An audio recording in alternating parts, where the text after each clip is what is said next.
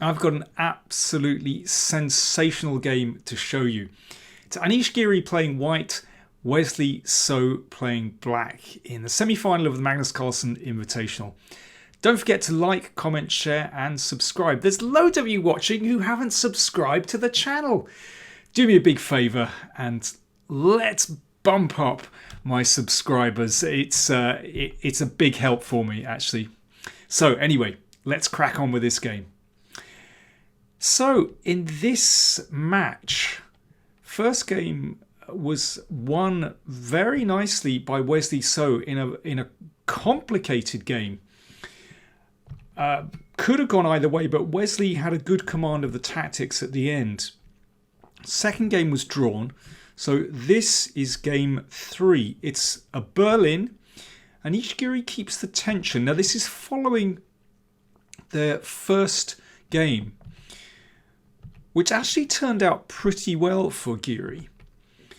Now, pawn to c3. This is a very direct way for white to play. Basically, white is going to build a big centre. Now, in that first game, Wesley castled here, and d4 came, and yeah, it was very complicated. But here, Wesley played a5 very quickly. He obviously thought about this in the few minutes break that they get in between the games. And this is actually pretty nice because it gains some territory on the queen side. So Giri establishes this strong centre, which looks very impressive, but well, as we'll see, it's not so clear. a4, this is very good. I like this a lot. It sometimes allows that rook to join the game via a5, incredibly. But sometimes it's nice to advance that pawn all the way as well. Knight d2, pawns exchanged, so Giri has this lovely centre, but actually it's not that clear. And the thing is this, that although it looks very impressive, what exactly can you do with it? If you push d5, well, that's just going to be taken. It's just an isolated pawn. I mean, in this position, you actually lose a pawn. If you push e5, then that leaves these light squares very weak. So, in fact, that pawn centre is actually quite static. And a static pawn centre can be rather dangerous. That allows, well, in this case, black to hit out at it. And that's what happened. Well, first things first.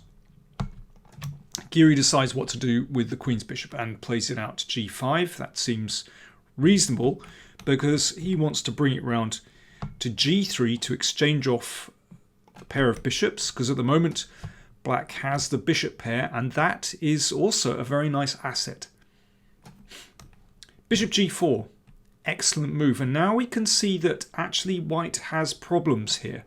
The opening has turned out very well for Wesley So. So first of all, Giri pushes the bishop away. And queen d3, fine, he wants to bring the queen's rook into the middle. And queen d7. I think black's pieces are very harmoniously placed. The rooks are connected, possibly can move to d8 or e8. And here's the problem for white.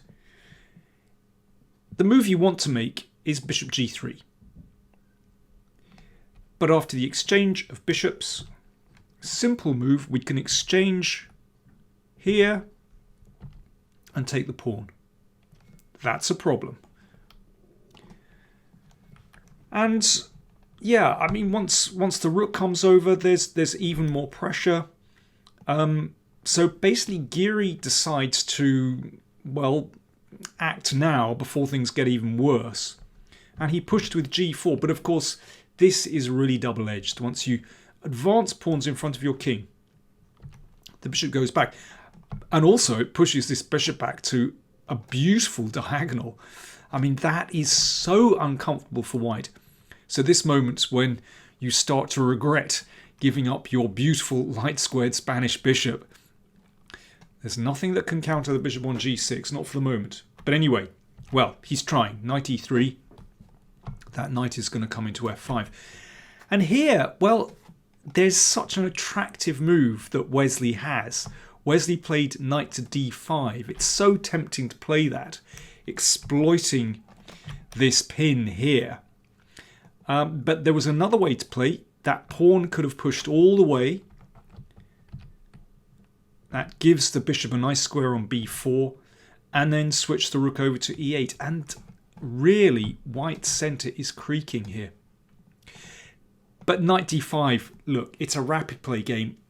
You're going to play a move like that. It's so attractive, particularly when that knight can spin into f4. It looks horrible. In fact, it's not that bad for white. Wesley exchanges off the knight on f5. And here, well, I mean, black is doing pretty well, but actually one needs to play precisely here. And g5 is actually the best move. Wesley went for g6, also not bad, but actually it gives Giri a chance to hit back. And here's the point. Bishop g3 is a very clever move, because if pawn takes pawn, obviously the move we want to make, then e5 hits the bishop, hits the knight. Therefore, in this position, the knight came back, pawns exchanged, queen g2, and you can see actually the immediate danger for white is over. Still a very tricky position for both sides. I mean, one very interesting possibility for black now is to exchange here and play the rook up to a5 and then swing across potentially to the king side. It's an interesting idea. But king h7 looks also very reasonable, just to protect this pawn. Here e5 is already possible, but rook d1 also looks very attractive. Rook e8. Both sides getting a little bit short of time here. They're making kind of natural moves. a3, but not kind of committing. They don't want to spend the time to calculate. And now bishop takes bishop, pawn takes. And here Wesley plays a really provocative move. It might have been wise just to flick the knight back here and potentially coming to e6 later, but he played queen d6. It's really provocative because e5 can often be played. This pawn is attacked. Well, Giri just didn't want to calculate e5 and played king h2. It's also reasonable. Rook d2, and now he went for e5. Well, yeah, now things start to turn around. Wesley's initiative has gone. It is white that has the upper hand now. This is a difficult position for black suddenly.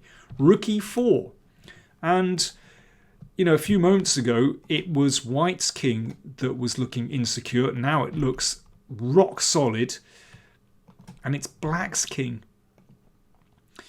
that is potentially going to come under fire once that rook potentially swings over, or maybe just putting the other rook on e2 to get some firepower here. Probably the best idea for black is to close the center like this, but I mean, I would still prefer white in that position. But Wesley, after a minute and a half, plays queen d5, and this is simply an oversight. Now, it's very pleasant for white. What does white play? Simple move. Pawn takes pawn check. And because of the threat to the rook on e7, the king has to take the pawn. That's really unpleasant. That king staggering around in the middle of the board. Not a good look. Rook e5. Good move. Obviously, rook takes rook. Pawn takes rook, check, and that wins the queen. So the queen came back. And here there are a number of very attractive continuations for white. Giri chose rook g5, and that really is going for a quick knockout. looking just to target that g6 pawn. Queen d6, rook f2 with a discovered attack threatened, so the king drops back to g7, and now knight h4. It looks absolutely fantastic. Giri's strategy seems to be coming good, targeting the g6 pawn. Rook e6 defends g6, and now Giri just takes the exchange. But actually it's still not that clear. In some ways that gives black's king a little bit of security, because the pressure is taken off the pawn on g6, and Wesley grabbed the pawn on d4. So he's got a pawn and a knight for the rook, but maybe most important of all, black's king is a little better than it was, and white has to take care here. And now Wesley sets the most evil trap. This is great stuff. Rook g4, very reasonable, hitting the queen and also setting up rook takes knight. Now, I mean, I was watching this live and I just thought, well, you know, why doesn't the queen just come down to d1 and threaten rook e2? But actually that's a bit obvious. The rook comes back, the queen moves, rook f2 covers the second rank. Well, white's king is still just rock solid here. White's a safe exchange up. But instead of the obvious queen d1, Wesley played queen d6. What a tricky move. So interesting. If rook takes knight, I mean, it looks like, you know, white is now a rook up. Then the queen comes down, and the rook is coming to e2, winning the queen. So it's kind of a slow motion threat, but there's not a lot that can be done. Basically, white can play rook g5 and take the pawn here. But there's nothing better than a draw by perpetual check, just checking here. I mean, otherwise black is just going to take here and start checking anyway. Those rooks simply can't get back to defend. So an evil trap there with queen d6, a kind of slow motion threat. But Anish spots it. He plays rook f2 and again has this just solid defensive position. Good play. Rook e3, trying to put some pressure on g3, but it's well defended. Rook e2, of course, any exchanges are going to benefit white. He's rook for knight up. And here, queen f2. Very sound play from Giri. He's just moving his major pieces into action now, while still keeping g3 defended, keeping the second rank protected. He's going on the attack now. c5. I mean, I think black is definitely lost here. Rook g5, maybe targeting that pawn. And here, Giri plays rook e5. So he's, well, I think he imagined that he was basically just crashing through. If he'd had time to calculate, that's a big if, because this is rapid play, they're getting down to the wire with their time. If he'd had time to calculate, he would have found queen f5. One thing is, it threatens to exchange queens, but actually more than that, there is a deadly threat. Let's have a look. If rook takes g3, of course that's the move you want to make, then rook e7 is immediately decisive. Queen takes, check, and mate next move. I mean, there are other variations there as well, but that's the gist of it. Basically, rook e7 is a big threat. Sometimes you can exchange queens as well, but yeah, rook e7 is basically the move. But no, queen f5 was not played. Rook e5 instead. Now it gets really messy. Knight takes pawn. I'm sure that Giri just imagined this was going to be forced mate. But the king steps up the board, and all of a sudden it's just not so clear. I mean, maybe Giri had seen something like this. But after knight f5, an amazing position because the rook is pinned and suddenly the game has turned. I mean, this is amazing. It'll be black's turn to give some checks. There's nothing that white can do. And likewise, rook e5 would run into knight f5 again, and the rook is pinned. So Giri had to invest some time here because it looks like the game is turning. He found a good move, rook g2, setting up a pin here. So it's mad position, pins all over the place. So, of course, a black would love to play a discovered check with the knight, but it's not possible because of the pin. I mean, a very interesting move here is king h4. This didn't happen. Just stepping out of the pin. Actually, it's fine for white after this. Check. Black gives a check. But in this case, check from the queen on d6. But after the queen exchange, well, should be winning for white, basically. I'm sure that Wesley spotted that and wanted to try and keep the queens on the board. He played rook e3. A tricky move, but not so good. Rook f7. Good move. Wants to exchange queens. Queen d1. Threatening mate in 1. Don't panic. Well, here, there's actually mate in 3. Again, involves a tiny bit of calculation. Check here, queen here, and rook h7.